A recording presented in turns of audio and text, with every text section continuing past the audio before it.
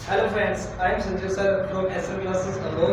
आज हम करने वाले हैं रीजनिंग का जो हमने ए टू जेड 1 to 26 तक किया था, उसका ही पार्ट 2 है ये। क्योंकि इससे रिलेटेड आपको 2 से 3 क्वेश्चन मिलते हैं हर एक कंपटीशन एग्जाम में, ठीक है। और ये आपके लिए बहुत इंपॉर्टेंट है।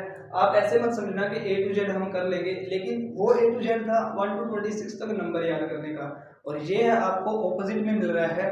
क्योंकि ऑपोजिट में भी याद होना कंपलसरी है। जैसे जे के ऑपोजिट में क्या आता है, जेड के ऑपोजिट में क्या आता है, या टी के ऑपोजिट में क्या आता है, ठीक है। ये सारी चीजें मोस्ट इंपोर्टेंट है आपके लिए, ठीक है। और इसमें कोई रिस्की काम नहीं होना चाहिए कि आप हम रफ पेज पे पहले एग्जाम के टाइम में कर लेंगे, तो ऐसी कोई बात नहीं होनी चाहिए। आपको याद करना ही पड़ेगा, ठीक है। इसके कुछ ट्रिक्स वगैरह हैं या कुछ मेथड है आपको मैं बताने वाला हूं, जो आप अपनी कॉपी पे नोट करना चाहते हो तो कर सकते हो। Okay, so let's start begin SM classes. तो चलते हैं। हमारे पास जो फर्स्ट जो था ए टू जेड 1 to 26 तक वो हमने कर लिया, लेकिन अभी करने वाले हैं ए टू जेड जो ऑपोजिट अल्फाबेट आते हैं उनके रिलेटेड, ठीक है। इनसे रिलेटेड क्वेश्चन आपको किस तरीके से एग्जाम में मिलेंगे वो मैं आपको नेक्स्ट वीडियो में बताने वाला हूं, लेकिन आप पहले ये चीजें समझ लें। ओके, तो इसको कैसे याद करेंगे? तो ए और जेड अपने आप में कैसे ऑपोजिट है, तो आपको कैसे याद करना है। हम नॉर्मली वर्ड यूज करते हैं A to Z. A to Z मतलब ए और जेड अपने आप में ऑपोजिट आ जाता है, ठीक है। इसके बाद बी और वाई को कैसे याद करेंगे, तो हमें याद करना पड़ेगा Y. A for apple, B for boy, ऐसे हम शुरू से पढ़ते आए हैं। तो बी फॉर बॉय में बी और वाई अपने आप में ऑपोजिट बन जाता है, ठीक है। इसके बाद आएगा हमारे पास क्रैक्स। क्रैक्स कुरकुरे का पैकेट होता है शायद रेड कलर का, ठीक है। तो क्रैक्स से हमें अच्छे से याद हो जाएगा कि सी और एक्स अपने आप में ऑपोजिट है। उसके बाद आता है डी डब्ल्यू। इसको कैसे याद करेंगे, तो इसको याद करेंगे ड्रिंकिंग वाटर। हम नॉर्मली वर्ड यूज करते हैं कि ड्रिंकिंग वाटर, पानी पीने के लिए यूज करते हैं जो वर्ड। तो डी और डब्ल्यू अपने आप में कैसे ऑपोजिट हो जाते हैं, ड्रिंकिंग वाटर से। ओके, तो उसके बाद आता है हमारे पास जो वर्ड वो है ई और वी। इसको कैसे याद करेंगे? एक प्यारा सा वर्ड है जिसका नाम है लव, ठीक है। लव, लव में अगर देखें तो पहले जो 2 अल्फाबेट है वो अपने आप में ऑपोजिट है। आप ध्यान से देखिए, एल और ओ अपने आप में ऑपोजिट है, और वी और ई ये वाले ये अपने आप में ऑपोजिट है। कहने का मतलब है लव जो शब्द है, लव जो वर्ड है, इसमें आप 4 अल्फाबेट अपने आप में जो ऑपोजिट करके याद रख सकते हो, ठीक है। एल ओ अपने आप में ऑपोजिट है, और वी ई अपने आप में ऑपोजिट आ जाता है, ठीक है। इसके बाद एफ यू, इसको कैसे याद करोगे? तो फादर अंकल, ठीक है, father uncle, F you father uncle. उसके बाद जी टी, जीटी मतलब जीटी रोड। हम नॉर्मली यूज करते हैं ना, जीटी रोड पे शॉप है या जीटी रोड पे जाना है हमें, है ना, तो जीटी रोड पे ही हमें बस मिलेगी, इस तरह से। तो जीटी रोड, जीटी अपने आप में ऑपोजिट आ जाता है। उसके बाद एच एस, एच एस का मतलब है हाई स्कूल, ठीक है। एच एस का मतलब है हाई स्कूल, ओके। उसके बाद आता है आई आर। आई आर मतलब इंडियन रेलवे। आई आर मतलब इंडियन रेलवे, ठीक है। आई आर मतलब इंडियन रेलवे। और इसके बाद है जे क्यू। जे क्यू ताश के पत्ते हैं। जे का मतलब शायद गुलाम होता है, और क्यू का मतलब बेगम होता है, ठीक है।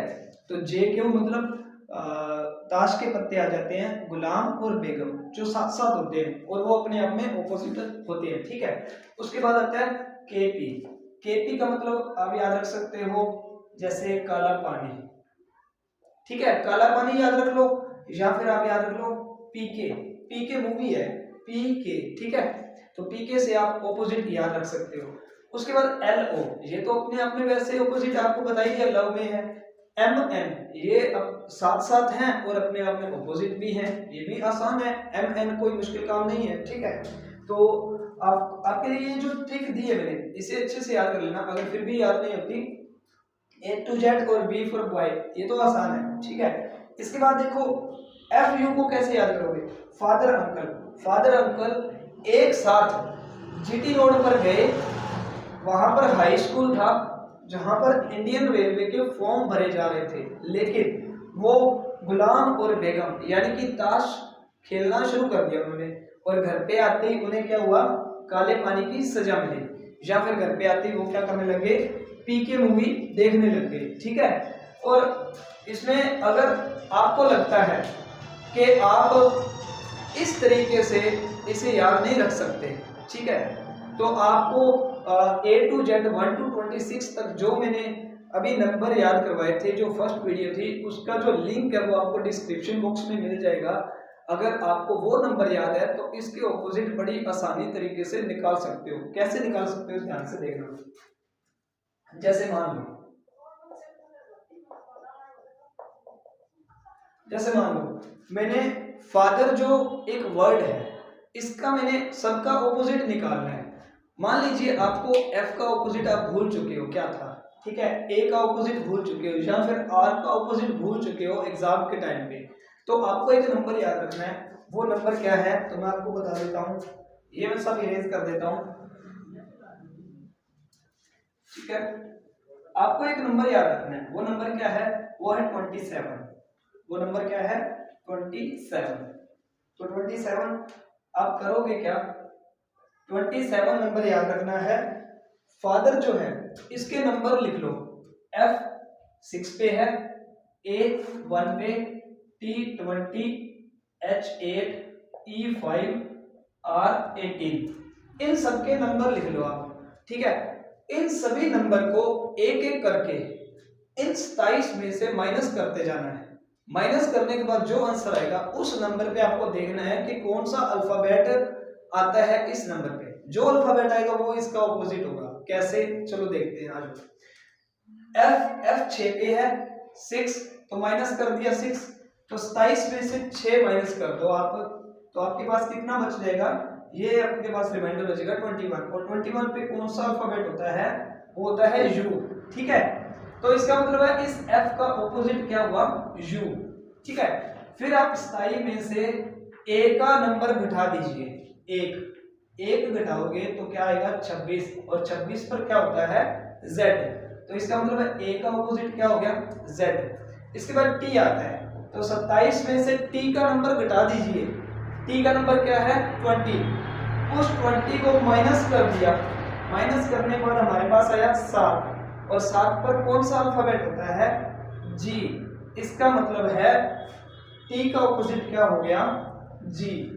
H का ऑपोजिट कैसे निकालेंगे, इसको भी H का नंबर देखेंगे क्या है 8, उस 8 को माइनस करेंगे, हर बार माइनस ही करना है। किसमें से माइनस करना है, 27 में से माइनस करना है। ओके, अब इसको माइनस करेंगे तो कितना आएगा 19, और 19 पर कौन सा अल्फाबेट होता है S। इसका मतलब है H का ऑपोजिट क्या हो गया S। E कौन से नंबर पे आ गया, E आ गया हमारे पास 5वें नंबर पे। 5 माइनस करेंगे तो 27 में से 5 माइनस करेंगे तो कितना आएगा 22, और 22 पे क्या होता है, 22 पे क्या होगा बताइए, मैंने ये आपको ट्रिक बताई थी, V by V by V by, ठीक है ना, तो V। इसका मतलब है E का ऑपोजिट क्या हो गया V। हमारे पास रह गया R। अब R का ऑपोजिट देखना है, तो हमने क्या करना है, 27 में से R का नंबर घटा देंगे। R 18 नंबर पे है, 18 नंबर पे घटा देंगे। ठीक है, तो हमारे पास क्या रिमाइंडर बचा 9, क्या बचा 9, और 9 पे क्या होता है I। मैंने बोला था आई नो मतलब मैं जानता हूं या मैं जानती हूं। ठीक है, तो R का ऑपोजिट क्या हो गया I, वैसे इंडियन रेलवे। ओके, और आपको मैंने बताया था पहली वीडियो में रेलवे जोन जो है, वो रेलवे जोन कितने हैं हमारे भारत में, टोटल 18, जिसका हेडक्वार्टर जो है वो विशाखापट्टनम में है, और उस 18वें रेलवे जोन का नाम क्या है, दक्षिणी तट रेलवे जोन, है ना। तो ये आप अच्छे से याद कर लीजिए। एक तो आपने याद करना है A to Z 1 to 26 तक सभी नंबर, और एक आपको ऑपोजिट A to Z याद रखने हैं। अगर आपको ये दो चीजें याद होती हैं अच्छे से, तो आपके 3 से 4 मार्क्स जो है हर एक कंपटीशन एग्जाम में मिलेंगे जो इनसे संबंधित होंगे। और वो किस तरीके के क्वेश्चन आएंगे वो मैं आपको बताऊंगा नेक्स्ट वीडियो में। तब तक के लिए बाय बाय, थैंक्स, ओके।